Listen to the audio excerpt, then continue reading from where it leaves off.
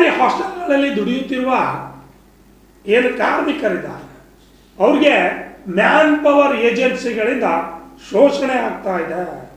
ಈ ಶೋಷಣೆ ತಪ್ತಾ ಇಲ್ಲ. ಇನ್ನು ರಾಜ್ಯದ ಎಲ್ಲ ಜಿಲ್ಲೆಗಳಲ್ಲಿ ಬೀದರ್ ಮಾದರಿಯಲ್ಲಿ ಕಾರ್ಮಿಕರ ಸೇವೆಗಳ ವಿವಿಧೇಶ ಸಹಕಾರ ಸಂಘವನ್ನು ಸ್ಥಾಪಿಸಲು ಹಾಗೂ ಸದರಿ ಸಂಘವನ್ನು ಆಯಾ ಜಿಲ್ಲೆಗಳ ಜಿಲ್ಲಾಧಿಕಾರಿಗಳ ನೇತೃತ್ವದಲ್ಲಿ ಸಂಘ ರಚಿಸಲು ಸರ್ಕಾರ ತೀರ್ಮಾನಿಸಿದ್ರಿಂದ ಎಲ್ಲ ಜಿಲ್ಲೆಗಳಲ್ಲಿ ಸಹಕಾರ ಸಂಘ ರಚಿಸಲಾಗಿದೆ. ಆದರೆ ಈ ಸಂಘ ರಚಿಸಲು ಕಲಬುರಗಿ ಜಿಲ್ಲೆಯಿಂದಲೇ ಮೊದಲು ಹೋರಾಟ ಪ್ರಾರಂಭವಾಗಿದೆ. ಅಲ್ಲದೆ ಜಿಲ್ಲಾಧಿಕಾರಿಗಳು ಸಭೆ ಕರೆದು ಸಹಕಾರ ಸಂಘ ರಚಿಸುವುದಾಗಿ ಆಶ್ವಾಸನೆಯನ್ನು ನೀಡಿ 7 ತಿಂಗಳು ಕಳೆದಿದೆ. ಈ ಹಿಂದೆ 3 ಸಲ ಹೋರಾಟ ನಡೆದಾಗಲೆಲ್ಲ ಒಂದು ವಾರದಲ್ಲಿ ಸಭೆ ನಡೆಸಿ ಕಾರ್ಮಿಕರ ಬೇಡಿಕೆಗಳನ್ನು ಈಡೇರಿಸ್ತೀವಿ ಅಂತ ಅಧಿಕಾರಿಗಳು ಆಶ್ವಾಸನೆ ನೀಡಿ ವಿಳಂಬ ನೀತಿಯನ್ನು ಅನುಸರಿಸ್ತಾ ಇದ್ದಾರೆ ಅಂತ ಕರ್ನಾಟಕ ರಾಜ್ಯ ಹಾಸ್ಟೆಲ್ ಮತ್ತು ವಸತಿ ಶಾಲಾ ಹೊರಗುತ್ತಿಗೆ ನೌಕರರ ಸಂಘದ ಭೀಮಶೆಟ್ಟಿ ಯಪ್ಪಳ್ಳಿ ಅವರು ಕಿಡಿಕಾರಿದ್ದಾರೆ. ಕಲಬುರಗಿಯ ನಗರದ ಪತ್ರಿಕಾ ಭವನದಲ್ಲಿ ಸುದ್ದಿಗೋಷ್ಠಿ ನಡೆಸಿ ಮಾತನಾಡಿದ ಅವರು, ಯಂಪಳ್ಳಿ ಅವರು ಉತ್ತರ ಕರ್ನಾಟಕ ಜಿಲ್ಲೆಗಳಲ್ಲಿ ಜೋಳದ ರೊಟ್ಟಿ ತಿನ್ನುವ ಈ ಭಾಗದ ವಸತಿ ನಿಲಯಗಳಲ್ಲಿ ಸಿಬ್ಬಂದಿ ಕಡಿತ ಮಾಡಿದ್ದರಿಂದ ಕೆಲಸದ ಹೊರೆ ಹೆಚ್ಚಾಗಿದೆ. ಕಾಯಂ ನೌಕರು 5-6 ತಿಂಗಳು ರಜೆ ಹೋದಾಗ ಆ ವಸತಿ ನಿಲಯದ ಹೊರಗುತ್ತಿಗೆ ನೌಕರರೇ ಅವರ ಕೆಲಸದ ಹೊರೆ ಹೊರಬೇಕಾಗಿದೆ.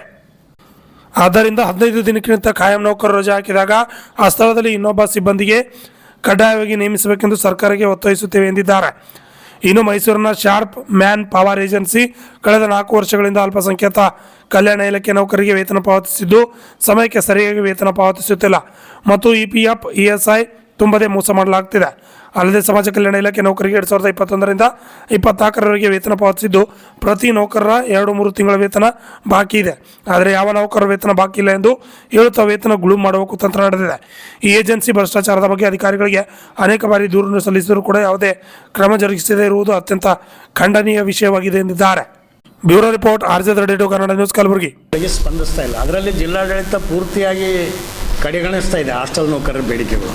ಇವತ್ತು ಸರ್ಕಾರ ಏನಂದರೆ ನಾವು ರಾಜ್ಯದ ಎಲ್ಲ ಜಿಲ್ಲೆಯಲ್ಲಿ ಕೋಆಪರೇಟಿವ್ ಸೊಸೈಟಿ ಅಂದ್ರೇನು ಈ ಬೀದರ್ ಮಾದರಿ ಬೀದರ್ದಾಗ ಅದೇ ಇದೆ. ಸಹಕಾರಿ ಸಂಘದ ಮೂಲಕನೇ ವೇತನ ಸುಮಾರು 2008 ಹಿಡಿದು ಕೊಡ್ತಾರೆ.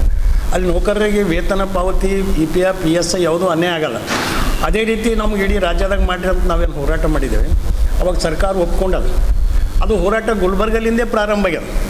ಅದು ಇಡೀ ಆ ರಾಜ್ಯದ ಎಲ್ಲ ಜಿಲ್ಲೆಯಲ್ಲಿ ಕೂಡ ಕೋಆಪರೇಟಿವ್ ಸೊಸೈಟಿ ಮಾಡ್ಲಿಕ್ಕೆ ಅವರಿಗೆಲ್ಲ ಸದಸ್ಯರು ತೊಗೊಂಡಾರೆ. ನಮ್ಮವರಿಗೆಲ್ಲ ಇನ್ನೂ ಸ್ಟಾರ್ಟ್ ಆಗಿಲ್ಲ, ಅವರು ಸದಸ್ಯತ್ವ ಮಾಡ್ಯಾರ. ನಮ್ಮೆಲ್ಲ ಔಟ್ಸೋರ್ಸ್ ಮಂದಿಗೆಲ್ಲ ಎಲ್ಲ ಇಲಾಖೆ ಔಟ್ಸೋರ್ಸ್ ಮಂದಿ. ಆದರೆ ನಮ್ಮ ಗುಲ್ಬರ್ಗದಾಗ ಇವತ್ತಿಗೆ ಇನ್ನೂ ಅದು ಪ್ರೊಸೆಸ್ಸೇ ಆಗಿಲ್ಲ. ನಾವು ಯಾವಾಗ ಫೆಬ್ರವರಿ ತಿಂಗಳದಾಗ 27 ದಿನ ಹೋರಾಟ ಮಾಡಿದಾಗ ಜಿಲ್ಲಾಧಿಕಾರಿ ಮೇಡಮ್ ಅವರು ನಿಮ್ಗೇನದ ಒಂದು ವಾರದಾಗ ನಾವು ಟೈಮ್ ಕೊಡ್ರಿ, ಸಭೆ ಮಾಡಿ ಅದು ಸೊಸೈಟಿಗೆ ಎಲ್ಲ ಸದಸ್ಯತ್ವ ಪಡಿತೀವಿ ಅಂದವರು ಇಲ್ಲಿಗೆ 7 ತಿಂಗಳಾಯಿತು, ಏನೂ ಮಾಡೇ ಇಲ್ಲ.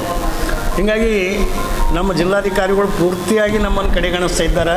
ಅದಕ್ಕಾಗಿ ನಾವು ಈ ರೀತಿ ಅವರು ಮಾಡೋದು ಆಶ್ವಾಸನೆ ಸುಳ್ಳು ಹೇಳೋದು ಎಷ್ಟೋ ಸಲ ಹೋರಾಟ ಮಾಡಿದೆವು. ತಿಂಗಳಿಗೆ 2 ತಿಂಗಳಿಗೆ ಒಂದು ಸಲ ಹೋರಾಟ ಮಾಡೀವಿ. ಈಗ ಫೆಬ್ರವರಿ ಹಿಡಿದು ಸುಮಾರು 4 ಸಲ ಹೋರಾಟ ಮಾಡಿದ್ದೀವಿ.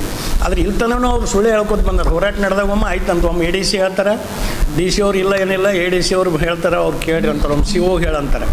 ಹಿಂಗೆ ಸುಳ್ಳು ಹೇಳ್ಕೊತನೇ ಇಲ್ತಂತಂದರೆ ಅದಕ್ಕಾಗಿ ನಾವು ಈಗ ಈ ಒಂದು ಹೋರಾಟ ಇದೇ 3ನೇ ತಾರೀಕಿಗೆ ದೊಡ್ಡ ಪ್ರಮಾಣ ಮಾಡಬೇಕು. ಎಲ್ಲ ಹಾಸ್ಟೆಲ್ ನೌಕರರು ರಜೆನೂ ಕೂಡ ಇವೆ. ರಜೆ ಇರಲಿಲ್ಲ, ನಾವು ಹಾಸ್ಟೆಲ್ ಚಾಲು ಇದ್ದಾಗ ಮಾಡಿದಾಗ ಹೆಚ್ಚಿನ ಜನ ಸೇರಲ್ಲ. ಆದರೆ ಈ ಸಲ ನಾವು 3ನೇ ತಾರೀಕಿಗೆ ಹೆಚ್ಚಿನ ಜನ ಸೇರಿ ಹೋರಾಟ ಮಾಡ್ಬೇಕಂತೀವಿ. ಉತ್ತರ ಕರ್ನಾಟಕ ಭಾಗದಾಗ ನಮಗೇನು ರೊಟ್ಟಿ ತಿಮ್ಮ ಪ್ರದೇಶದ ರಾಗಿ ಮುದ್ದೆ ತುಂಬ ಪ್ರದೇಶಕ್ಕೆ ಎಷ್ಟು ಸಿಬ್ಬಂದಿ ಇಟ್ಟರೆ ಅಷ್ಟೇ ಇಟ್ಟರು.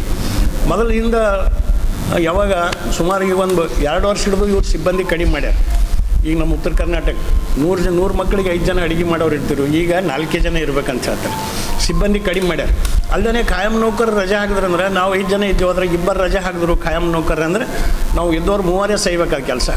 ಸಿಬ್ಬಂದಿನೇ ಕೊಡ್ತಾ ಇಲ್ಲ. ಹಿಂಗಾಗಿ ಕೆಲಸದ ಹೊರೆ ಹೆಚ್ಚಾಗಿ ನಮ್ಮ ಅಡುಗೆಯವರು ಭಾಳಷ್ಟು ಅನಾರೋಗ್ಯದಿಂದ ಬಿದ್ದು ದವಾಖಾನೆಗೆಲ್ಲ ಅಡ್ಮಿಟ್ ಆದ್ರೂ ಕೂಡ ಇವ್ರು ಕೇಳೋರಿಲ್ಲ. ಅದ್ರ ಬಗ್ಗೆ ಎಷ್ಟೋ ಸಲ ದವಾಖಾನೆಗೆ ಅಡ್ಮಿಟ್ ಮಾಡಿ ಇವ್ರಿಗೆ ಹೋಗಿ ತೋರಿಸಿದೆವು ಅಧಿಕಾರಿಗಳಿಗೆ. ಅದನ್ನು ನೆಗ್ಲೆಕ್ಟ್ ಮಾಡ್ತಾ ಇದ್ದಾರೆ. ನಮ್ಮ ರೊಟ್ಟಿ ತಿಮ್ಮ ಪ್ರದೇಶಕ್ಕೆ ಅದು ರಾಗಿ ಮುದ್ದೆ ತಿಮ್ಮ ಪ್ರದೇಶಕ್ಕೆ ಬಹಳ ವ್ಯತ್ಯಾಸದ ಅಡುಗೆ ಮಾಡೋದು. ಅದಕ್ಕಾಗಿ ಸಿಬ್ಬಂದಿಗಳು ಮೊದಲು ಎಷ್ಟಿತ್ತು ಅಷ್ಟೇ ಕೊಡಬೇಕಂತ ಒಂದು ಬೇಡಿಕೆ ಇದೆ. ಅಲ್ಲೇ ನೀವು ಮೈಸೂರಿನ ಶಾರ್ಪ್ ಏಜೆನ್ಸಿ ಅಂತೇಳಿ 2021ಕ್ಕೆ ಬಂದಾನೆ ಗುಲ್ಬರ್ಗಕ್ಕೆ 4 ವರ್ಷ ಆಯಿತು. ಅದು ಸಮಾಜ ಕಲ್ಯಾಣ ಇಲಾಖೆಗೆ 25ನೇ ಇಸ್ವಿಗೆ ಮುಗಿಸ್ಕೊಂಡ. ನಾವು 4 ವರ್ಷ ಅದು ಮುಗಿದಾನೆ. ಇನ್ನೂ ಭಾಳಷ್ಟು ಮಂದಿಗೆ ವೇತನ ಪಾವತಿ ಇದೆ. ವೇತನ ಪಾವತಿ ಮಾಡಬೇಕು, ಪಾವತಿನೇ ಮಾಡಿಲ್ಲ. 3 ತಿಂಗಳು 4 ತಿಂಗಳು ವೇತನ ಇಟ್ಕೊಂಡಾನ. ಅದ್ರ ಬಗ್ಗೆ ಎಷ್ಟು ಸಲ ಕಂಪ್ಲೇಂಟ್ ಕೊಡ್ಬೇಕು? ಡಿ ಸಿ ಅವ್ರಿಗೆ ಕೊಟ್ಟು, ಸಮಾಜ ಕಲ್ಯಾಣ ಅಧಿಕಾರಿ ಕೊಟ್ಟು, ಮೈನಾರಿಟಿ ಇಲಾಖೆ ಅಧಿಕಾರಿ ಕೊಟ್ಟು, ಅವ್ರ ಬಗ್ಗೆನೇ ಹರಿಸ್ತಾ ಇಲ್ಲ. ಏನಾದರೂ ಗೊತ್ತಾಗಲ್ಲ. ಅವ್ನಿಗೆ ಕರೆಸ್ತೀವಿ, ಸಭೆ ಮಾಡ್ತೀವಿ, ನಿಮ್ದು ಏನಾದ್ರು ಪೇಮೆಂಟ್ ಎಷ್ಟು ಬಾಕಿ ಅದು ಕೊಡಿಸ್ತೀವಿ ಅಂತಾರೆ.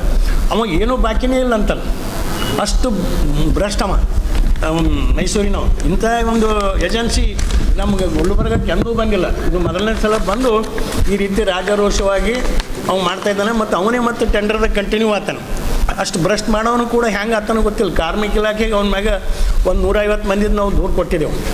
ಅಲ್ಲಿ ಇದು ನಡೆಸಿದ್ರು, ನ್ಯಾಯಾಲಯ ಕೋರ್ಟ್ ನಡೆಸಿದ್ರು. ಕಾರ್ಮಿಕ ಇಲಾಖೆ ಅಧಿಕಾರಿ ಕೋರ್ಟ್ ನಡೆಸಿ ಅವರು ಹೌದು ಇವ ಭ್ರಷ್ಟಾಚಾರ ಮಾಡ್ಯಾನ, ಇಷ್ಟು ದುಡ್ಡು ಕಟ್ಟಿಲ್ಲ ಅಂಥೇಳಿ ತೀರ್ಮಾನ ಆಗಿ ಅದು ಡಿ ಸಿ ಅವ್ರಿಗೆ ಬರ್ದಾರೆ. ಅದು ಕಂದಾಯ ಇಲಾಖೆಗೆ ಉಸುಲಿ ಮಾಡ್ಬೇಕಂತ. ಅವ ಯಾಕೆ ಉಸುಲಿ ಮಾಡ್ಬೇಕು? ಇಲ್ಲಿದ್ದ ಅಧಿಕಾರಿಗಳು ಏನು ಮಾಡ್ಲತ್ತಾರೆ? ಸಮಾಜ ಕಲ್ಯಾಣ ಮೈನಾರಿಟಿದವರು ಇವ್ರು ಅವ್ರಿಗೆ ಬೆಳಿತಾರೆ. ಕಾರ್ಮಿಕ ಇಲಾಖೆಯವರು ಅವ್ರು ಹೇಳ್ತಾರೆ ಡಿ ಸಿ ಅವ್ರಿಗೆ ಹೋಗಿ ಕೇಳ್ರಿ, ನೀವು ಅದು ಬಾಕಿ ವೇತನ ಇದ್ದಿದ್ದು ಸರಿ ಅದ, ಕೊಡಿಸ್ಬೇಕು, ಅವರೇ ಕೊಡಿಸ್ಬೇಕು. ಈ ರೀತಿ ನಡೆದವು. ಅದಕ್ಕಾಗಿ ಈಗ ನಮ್ಮದು ಹೋರಾಟದಾಗ ಪ್ರಮುಖ ಬೇಡಿಕೆ ಅಂದರೆ ಹಿಂದಿನಂತೆ 100 ವಿದ್ಯಾರ್ಥಿಗಳಿಗೆ 5 ಮಂದಿಗೆ ಅಡುಗೆ ಕೊಡಬೇಕು. ಅಲ್ಲ, ಎಲ್ಲ ಹಾಸ್ಟೆಲ್ ನೌಕರಿಗೆ ಸೇವಾ ಭದ್ರತೆ ಕೊಡ್ರಿ. ಸೇವಾ ಭದ್ರತೆನೇ ಇಲ್ಲ. ಈಗಾಗಲೇ ಸರ್ಕಾರ ಸೇವಾ ಭದ್ರತೆ ಕೊಡ್ತೀವಿ, ಎಲ್ಲ ಕಡೆ ಕೋಆಪರೇಟಿವ್ ಸೊಸೈಟಿ ಮಾಡ್ತೀವಿ, ವಾರಕ್ಕೊಂದು ರಜೆ ಕೊಡ್ತೀವಿ ಅಂತೆಲ್ಲ ಇವರು ಘೋಷಣೆ ಮಾಡ್ಯಾರ. ಅದೊಂದು ಉಪಸಮಿತಿನೇ ರಚನೆ ಮಾಡ್ಯಾರ ಈಗ ವಿಧಾನಸೌಧದಾಗ. ಆ ಉಪಸಮಿತಿ ರಚನೆ ಮಾಡ್ಯಾರ, ಆದರೆ ಅದನ್ನು ಏನೂ ಜಾರಿ ಆಗ್ತಾಯಿಲ್ಲ. ಅದು ಮಾಡಿರಿ. ರಜೆ ಕಡ್ಡಾಯವಾಗಿ ಕೊಡ್ರಿ. ಮುಂಜಾನೆ 6 ಗಂಟೆಗೆ ಹೋದ್ರೆ ನಾವು ಸಂಜೆ 9 ಗಂಟೆ ತನಕ ದುಡಿತೀವಿ. 15 ತಾಸು ದುಡಿತೀವಿ. ಕಾರ್ಮಿಕ ಇಲಾಖೆ ಪ್ರಕಾರ ನಾವು 8 ತಾಸು ದುಡಿಬೇಕಾದ್ರೆ 15 ತಾಸು ದುಡಿದ್ರೂ ನಾವು ದುಡಿದಿದ್ದ ವೇತನೂ ಕೂಡ ಬರ್ತಾಯಿಲ್ಲ. ಕನಿಷ್ಠ ವೇತನ ಈಗ 25,714 ರೂಪಾಯಿ ಅವರು ಒಪ್ಕೊಂಡಾರ. ಅದೇ ಏಪ್ರಿಲ್ದಾಗ ಆಗೋದು ಇನ್ನೂ ಇಲ್ಲಿವರೆಗೆ ಜಾರಿ ಆಗಿಲ್ಲ. ಇನ್ನೂ ಕೂಡ ಅದು ಜಾರಿನೇ ಆಗಿಲ್ಲ. ಅದಕ್ಕಾಗಿ ನಾವು ಕನಿಷ್ಠ ವೇತನ ಅಷ್ಟೂ ಅದು ಸರಿಯಲ್ಲ. ಈ ಎಲ್ಲ ಬೆಲೆಗಳು 1ಕ್ಕೆ 4 ಪಟ್ಟು ರೇಟ್ಗಳು ಹೆಚ್ಚಾಗ್ಯಾವ. ಹೀಗಾಗಿ ನಮ್ಮ ವೇತನ ಕನಿಷ್ಠ 35,000 ರೂಪಾಯಿ ಕನಿಷ್ಠ ವೇತನ ನಿಗದಿ ಮಾಡ್ಬೇಕಂತ ಅದನ್ನು ಒಂದು ಬೇಡಿಕೆ ಅದ. ಮತ್ತು ನಮ್ದು ಏನು ಬಾಕಿ ವೇತನ ಅದ ಅದನ್ನು ಕೊಡಿಸ್ಬೇಕು. ಈಗ ಸದ್ಯಕ್ಕೆ ರೆಗ್ಯುಲರಾಗಿ ಬಾಕಿ ವೇತನ ಈಗ ಯಾರ್ದು ಇಲ್ಲ, ಎಲ್ಲ ಇಲಾಖೆಗೆ ಕ್ಲಿಯರ್ ಅದ. ಇವು ಶಾರ್ಪ್ದವ ಒಬ್ಬನೇ ಮಾಡ್ತಾನೆ. ಮೈನಾರಿಟಿ ಇಲಾಖೆಗೆ ಹಣ ಈಗ ಸದ್ಯ ಅವನು ಇನ್ನೂ ಬಾಕಿ ವೇತನ ಸರಿಯಾಗಿ ಕೊಡ್ತಾಯಿಲ್ಲ. ಅವ ಕೊಡಿಸ್ಬೇಕು. ಬಾಕಿ ಅಲ್ಲಿ 2 ತಿಂಗಳ 3 ತಿಂಗಳ ಬಾಕಿ ಉಳಿದು ಮೈನಾರಿಟಿ ಉಳಿದೆಲ್ಲ ಇಲಾಖೆ ಸಮಾಜ ಕಲ್ಯಾಣ DCM ಮುರಾರ್ಜಿ ಎಲ್ಲ ಕ್ಲಿಯರ್ ಅವು. ಅವ್ನು ಶಾರ್ಪ್ದವ ಒಬ್ಬನೇ ಬಾಕಿ. ಸುಮಾರು ಒಂದು 200 ಜನ ಸಿಬ್ಬಂದಿ ಉಳಿದವ್ರೆ. 200 ಜನ.